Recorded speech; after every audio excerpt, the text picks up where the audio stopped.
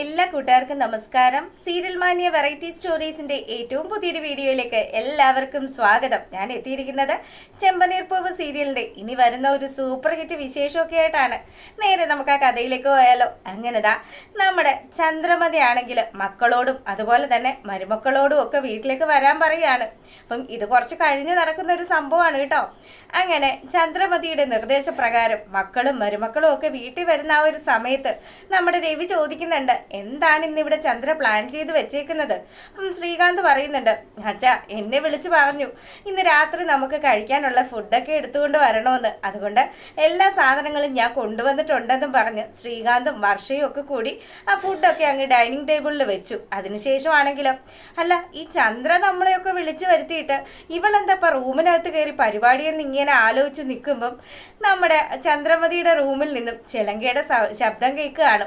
അപ്പം ഈ ചിലങ്കയുടെ ശബ്ദം കേൾക്കുമ്പോൾ സച്ചിയാണെങ്കിലോ, ഇതെന്താ അച്ഛാ, ഇത് ചന്ദ്രമുഖി സിനിമയിലെ പ്രേതോ വല്ലതും ആണോ ഇനി ഇതിനകത്തുള്ളത്? ഇപ്പൊ പകൽ സമയത്തും ചിലങ്കയുടെ ശബ്ദം കേൾക്കുന്നുണ്ടെങ്കിൽ അച്ഛാ സത്യം പറ, ഈ വീട്ടിലെ പ്രേതശല്യം വല്ലതും ഉണ്ടോ എന്ന് ചോദിച്ച് സച്ചി രവിയുടെ അടുത്ത് ഇങ്ങനെ പതുങ്ങി കൂടുകയാണ്. അപ്പൊ ആ സമയത്താണെങ്കിലോ അതൊന്നും അല്ല സംഭവം എന്ന് പറഞ്ഞ് രേവതി ആണെങ്കിൽ അങ്ങനെ അവിടെ നിൽക്കുകയാണ്.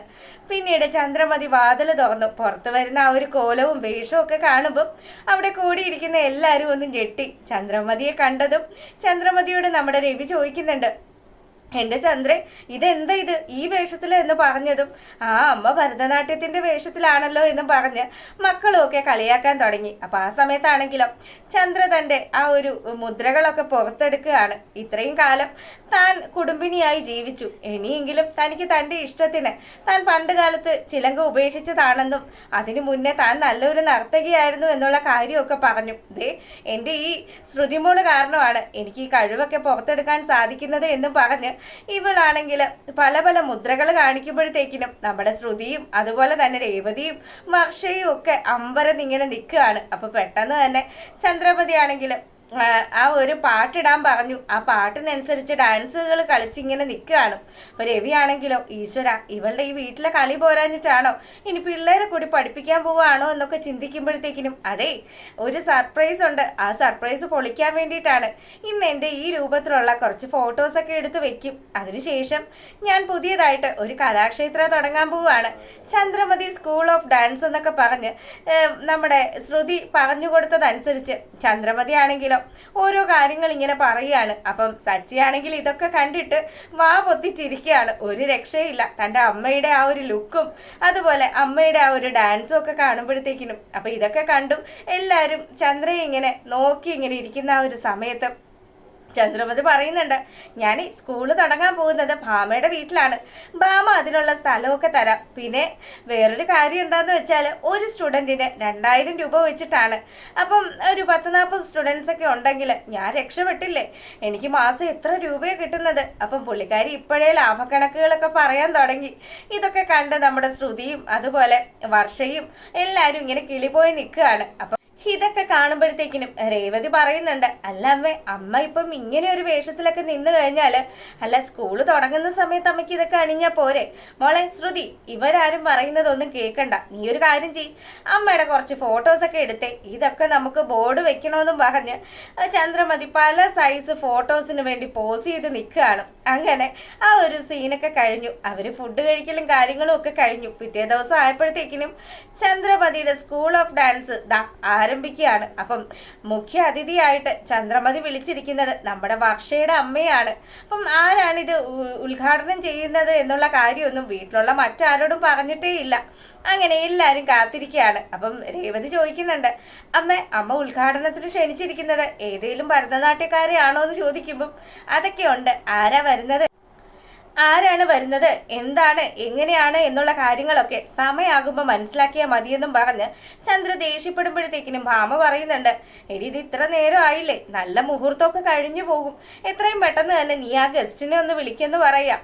അപ്പൊ ദാ നമ്മുടെ വർഷയുടെ അമ്മ വന്നതും അവിടെ കാണുന്ന കാഴ്ച നമ്മുടെ ചന്ദ്രമതിയുടെ വലിയൊരു ഫ്ലെക്സ് വെച്ചിരിക്കുകയാണ്. അപ്പൊ കലാക്ഷേത്രം എന്നൊക്കെ പറഞ്ഞ് ഫ്ലെക്സ് ബോർഡ് വെച്ചിരിക്കുന്ന കാണുമ്പോൾ ഇവർക്ക് ഈ വയസ്സാം കാലത്ത് ഇതിന്റെ വല്ല ആവശ്യമുണ്ടോ എന്നുള്ള രീതിയിൽ പുള്ളിക്കാരി ഇങ്ങനെ പിറുപിറുത്ത് അങ്ങോട്ടേക്ക് കയറി വരുമ്പം ദേ ഞാൻ പറഞ്ഞില്ലേ, ഞാൻ പറഞ്ഞ ഗസ്റ്റ് വന്നു, മോളെ വാ വർഷേ വാന്നും പറഞ്ഞ് വർഷയും കൂട്ടി ഇതാ ചന്ദ്ര പുറത്തേക്ക് ചെല്ലുകയാണ്. അപ്പൊ ഭാമയോട് പറഞ്ഞു, ഭാമേ എന്റെ ഗസ്റ്റിനെ ആരതി ഒഴിയണം, അതിന് വേണ്ടുന്ന കാര്യങ്ങളൊക്കെ ചെയ്യുന്നും പറഞ്ഞ് ആരതി ചന്ദ്രമതി തന്നെ അങ്ങ് ഒഴിഞ്ഞു വിടുകയാണ്. അപ്പൊ ഈ സമയത്താണെങ്കിൽ ശ്രീകാന്തിനും വർഷയ്ക്കും ഒക്കെ വലിയ സന്തോഷമായി. തന്റെ അമ്മയാണല്ലോ അമ്മായി അമ്മ ഇതുപോലെ നിശ്ചയിച്ചത് എന്നുള്ള ആ ഒരു സന്തോഷത്തില് വർഷയാണെങ്കിലും അയ്യോ മമ്മിയാണെന്നൊന്നും എനിക്കറിയത്തില്ലായിരുന്നു, നല്ല കാര്യമായി എന്നൊക്കെ പറഞ്ഞ് വർഷയുടെ അമ്മയെ കൊണ്ട് ചന്ദ്രമതി തിരി തെളിയിക്കുകയാണ്. അപ്പൊ ഈ സമയമാണെങ്കിൽ 5 തിരിയിട്ട നിലവിളക്കാണ്. അതിലേക്ക് ഓരോ ആൾക്കാരെയും നമ്മുടെ ചന്ദ്ര ക്ഷണിക്കുകയാണ്. രണ്ടാമതായിട്ട് നമ്മുടെ വർഷയെ വിളിച്ചു, മൂന്നാമതായിട്ട് ശ്രുതിയെയും വിളിച്ചു, നാലാമതായിട്ടോ നമ്മുടെ ആ ഒരു ഭാമയാണ് വിളിക്കുന്നത്. അപ്പം പിന്നെ അതിനുശേഷം ചന്ദ്രമതിയും കൊളുത്തി കഴിഞ്ഞപ്പോൾ അതാ തീർന്നു സംഗതി. അപ്പം അതോടുകൂടി തന്നെ നമ്മുടെ രവിക്കാണെങ്കിൽ ദേഷ്യം വന്നു. ഇവിടെ എല്ലാ മരുമക്കളെയും വിളിച്ച് ഇവള് തിരി തെളിയിച്ച സമയത്ത് രേവതിയെ വിളിച്ചില്ലല്ലോ, അതിന്റെ ഒരു ദേഷ്യമൊക്കെ രവിക്കുണ്ട്. അപ്പൊ രേവതി ആണെങ്കിലോ സാരയില്ല അച്ഛാ, അതൊക്കെ പൊക്കോട്ടെ, ദേ ഈ വിളക്കില് എണ്ണ ഒഴിച്ചതും അതുപോലെ തിരികളൊക്കെ നിരത്തി വെച്ചതും ഞാൻ തന്നെയല്ലേ, അപ്പം അതിൽ എന്റെ ഒരു കോൺട്രിബ്യൂഷൻ ഉണ്ട്, അതുകൊണ്ട് അതിൽ ഞാനും പങ്കാളിയായി എന്ന് ഞാൻ വിശ്വസിച്ചോളാന്നും പറഞ്ഞ് രേവതി ഇങ്ങനെ കാര്യങ്ങൾ പറയുമ്പം അതാണ് എന്റെ ഭാര്യ എന്നും പറഞ്ഞ് സച്ചിയാണെങ്കിൽ രേവതിയെ ചേർത്ത് നിർത്തുകയാണ്. പിന്നീട് ആ ഉദ്ഘാടനവും ചടങ്ങും ഒക്കെ വളരെ ഗംഭീരമായിട്ട് നടന്നു. എല്ലാരും പിരിഞ്ഞുപോയി. ആ ഒരു സമയത്താണെങ്കിലോ ചന്ദ്രമതിയും അതുപോലെ ഭാമയും കൂടി ഈ ചാട്ടി ഇരിക്കുകയാണ്. കാര്യം എന്ന് പറഞ്ഞാല് സ്റ്റുഡൻസ് ആരും വന്നിട്ടേ ഇല്ല. അപ്പം എന്ത് ചെയ്യും, ഇത്രയും വലിയ ബിൽഡപ്പില് ഇത്രയും വർഷങ്ങൾക്ക് ശേഷം ഞാനൊരു പക്ഷെ ക്ലാസ് തുടങ്ങിയ കൊണ്ടായിരിക്കും ആരും വരാത്തത് എന്നും പറഞ്ഞ് ചന്ദ്ര ഇങ്ങനെ സങ്കടപ്പെട്ടിരിക്കുമ്പോഴത്തേക്കിനും ഭാമ സമാധാനിപ്പിക്കുന്നുണ്ട്. എടി നീ വിഷമിക്കേണ്ട, ആരെങ്കിലും വരും. അപ്പം ഈ സമയം ഇതൊക്കെ ഇങ്ങനെ ആലോചിച്ച് ചന്ദ്ര ഇരിക്കുന്ന ആ ഒരു സമയം നമ്മുടെ സച്ചിയും രേവതിയും കൂടി അങ്ങോട്ടേക്ക് വരികയാണ്.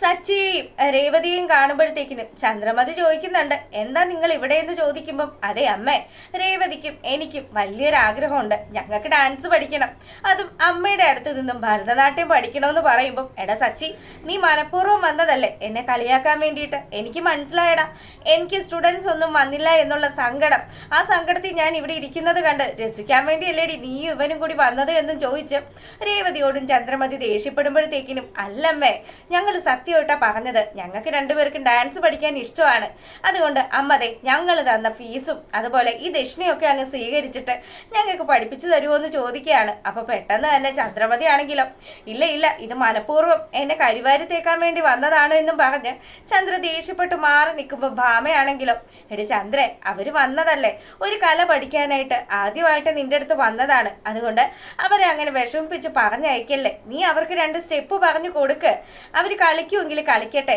എന്തായാലും ദക്ഷിണയൊക്കെ ആയിട്ട് വന്നതല്ലേ, നിന്റെ ആദ്യത്തെ സ്റ്റുഡൻസ് അല്ലേ എന്നൊക്കെ പറഞ്ഞ് കാര്യങ്ങൾ പറഞ്ഞു. ചന്ദ്ര ഒരുവിധം ഓക്കെ ആയി വരികയാണ്. അപ്പൊ ഈ സമയം ചന്ദ്രമതി പറയുന്നുണ്ട്, എന്നാ ഒരു കാര്യം ചെയ്യും, ഇതേ ഭരതനാട്യം എന്ന് പറഞ്ഞാല് ചില്ലറക്കാരിയൊന്നും അല്ല, അതിനെന്താ അമ്മേ, അമ്മ കാണിച്ചു തരുന്ന സ്റ്റെപ്പ് അതേപോലെ തന്നെ ഞാൻ ചെയ്യാലോ എന്നും പറഞ്ഞ് രേവതി ചന്ദ്രമതിക്കൊപ്പം ചുവടുകൾ വയ്ക്കുകയാണ്. അപ്പൊ ചന്ദ്രയാണെങ്കിലോ പല മുദ്രകൾ കാണിച്ചു, അതിനൊപ്പം തന്നെ നമ്മുടെ രേവതിയും ഡാൻസ് ചെയ്യാണ്.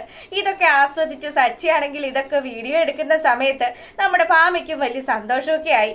ചന്ദ്രമതിയുടെ നൃത്യങ്ങളൊക്കെ കണ്ട് സച്ചി അവിടെ ആസ്വദിച്ചിരിക്കുന്ന ആ സമയം പെട്ടെന്ന് തന്നെ നമ്മുടെ ചന്ദ്രയ്ക്ക്, അതായത് കൈ ഇങ്ങനെ മേലിലേക്ക് ഉയർത്തി തല ഇങ്ങനെ വെട്ടിക്കുന്ന സമയം ചന്ദ്രമതിക്ക് ചെറിയൊരു കഴുത്തുളുക്കുകയാണ്. അപ്പം ആ ഒരു പൊസിഷനിൽ തന്നെ ചന്ദ്രമതി നിന്നു പോകുന്ന സമയത്ത് എന്നൊരു സൗണ്ടും കൂടി കേട്ടു. അപ്പൊ രേവതി ആണെങ്കിലോ എന്ത് പറ്റിയെന്ന് ആലോചിച്ച് ഇങ്ങനെ നിൽക്കുമ്പോഴത്തേക്കിനും എടി എന്റെ കഴുത്തും കൈയും ഒക്കെ ഉളുക്കിയെന്നാ തോന്നുന്നേ, എനിക്ക് അനങ്ങാൻ പറ്റുന്നില്ല, ഇനി ഞാൻ എന്ത് ചെയ്യും ദൈവമേ എന്നൊക്കെ പറഞ്ഞ് ചന്ദ്രമതി കരച്ചില് തുടങ്ങി.